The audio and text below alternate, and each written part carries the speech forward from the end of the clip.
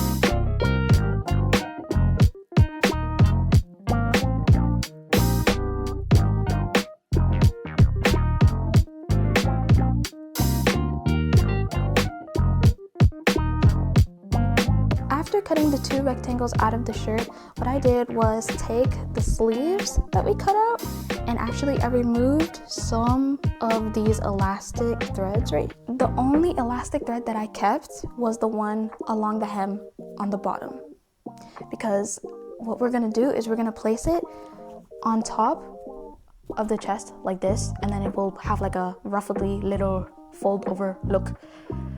You just gotta trust the process.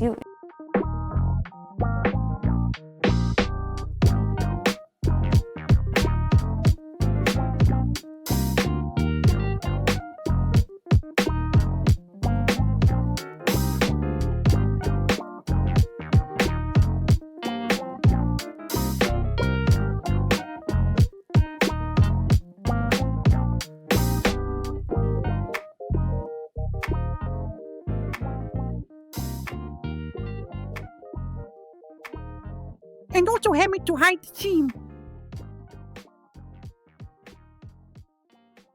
After you sew the fold over piece onto the top of the front piece of your tube top, you're going to sew the back piece together with the rest of the top. This is pretty straightforward. You just do this good sides together, then you're done your tube top.